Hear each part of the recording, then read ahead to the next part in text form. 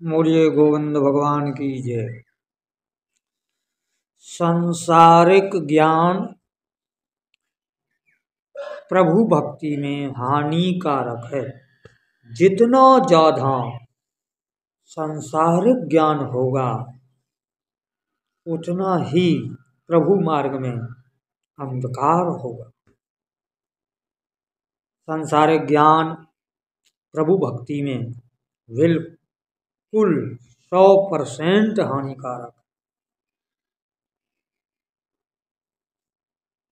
एक दृष्टांत सुनाते। एक सेठ जी नित्य प्रति सत्संग में जाया करते थे। एक दिन किसी प्रयोजन से वो बाहर गए हुए थे। उस दिन उन्होंने अपने पुत्र को सत्संग में भेजा था। जब वो बाहर थे तो बड़े व्याकुल थे। लोगों से कह रहे थे आज पता नहीं पुत्र जल्दी वापस आया होगा या नहीं। जब वो वापस आए तो घर पे देखा पुत्र नहीं। वहाँ से शीघ्र ही वो सत्संग में पहुँचे। बड़े व्याकुल होकर, नाराज होकर, आंखें लाल कर पुत्र पर बरस पड़े कि मैंने तुझसे कहा था कि जल्दी वापस आना और तुम अभी तक नहीं। तो वहाँ लोगों ने कहा सेठ जी इतने गर्म क्यों हैं, इतने नाराज क्यों हैं? आप नित्य प्रति सत्संग में आया करते हैं, सबसे पीछे जाते हैं और आज पुत्र के आगमन पर इतने लाल ताल क्यों हैं? सेठ जी ने कहा मैं मूर्ख नहीं हूं, पर ये पुत्र तो मूर्ख है। मेरे ऊपर तो कथा का असर नहीं होगा, लेकिन इस पुत्र के ऊपर तो कथा का असर हो जाएगा क्योंकि ये मूर्ख है। इस दृष्टांत से यह सिद्ध होता है कि जो संसारिक ज्ञान से मूर्ख होते हैं उन पर वह हरि भक्ति शीघ्र ही असर करती है, शीघ्र ही चढ़ जाती है। और जो संसारिक ज्ञान में चतुर होते हैं उन पर वह भक्ति चढ़ती नहीं। इस दृष्टांत से यह सिद्ध हो गया। सेठ ने कहा कि मैं कोई मूर्ख थोड़ी हूँ, पर ये मेरा पुत्र तो मूर्ख है जिस पर सत्संग का असर चढ़ जाए। तो यहाँ सिद्ध होता है कि संसारिक ज्ञान हरि भक्ति में वादक है। सच्चा ज्ञान तो वैराग ही है। यदि वैराग नहीं है तो कोई ही ज्ञान नहीं है। वास्तव में ज्ञान का स्वरूप तो वैराग्य ही है। जब वैराग है तब ही सच्चा ज्ञान है।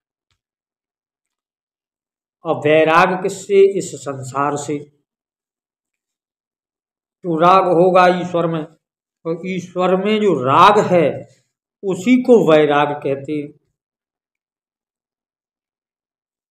संसार से राग है इसी को राग कहते हैं, और ईश्वर में राग है इसी को वैराग कहते हैं।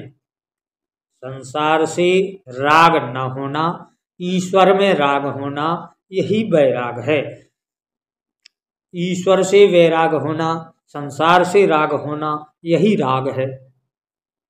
इस राग वैराग को भली भांति जानिए और वैराग का आश्रय ग्रहण कीजिए।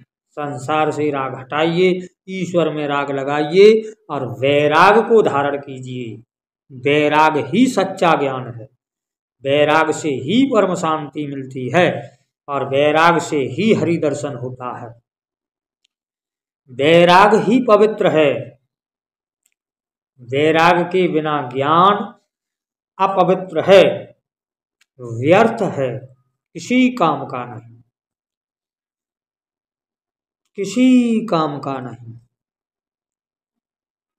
उस बढ़नी की तरह वह ज्ञान है बिना वैराग के। जो बढ़नी बिखर के फैल जाए तो कचड़ा बन जाती है, पर यदि बंध जाए तो कचड़े को झाड़ने लगती है। इसी प्रकार से यदि वैराग में बंध जाए ज्ञान तो पापों को साफ करता है, मलों को झाड़ देता है। और यदि वैराग हटके फैल जाए ज्ञान तो फिर कचड़ा बन जाता है। जैसे वढ़नी बंधन से मुक्त होकर कचड़ा हो जाती है और बंधन में बंध के कचड़े को साफ करने वाली कहलाती है, इसी प्रकार से ज्ञान वैराग में बंधा हुआ है तो पापों को मलों को झाड़ देता है। और यदि वैराग से विलग हो गया तो स्वयं कचड़ा है। इस प्रसंग से यही सिद्ध होता है कि सच्चा ज्ञान सच्चा वैराग है। और वैराग का स्पष्ट अर्थ है ईश्वर में राग, संसार से राग हटना। यही सही वैराग है। ईश्वर से राग न होना, संसार में राग होना, यही राग है। राग में द्वेष है, काम है, क्रोध है, मोह है। और वैराग में, ईश्वर के राग में न मोह है, न द्वेष है, न ईर्षा है, न काम है, न क्रोध है। वहाँ तो सुख शांति और परमानंद है।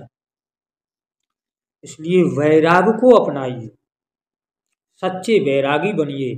जो सच्चा वैरागी होता है वही सच्चा अनुरागी होता है। और कहा गया है कि मिलहि न रग पत विन अनुराग, बिना अनुराग के हरि नहीं मिलते। करहो योग जप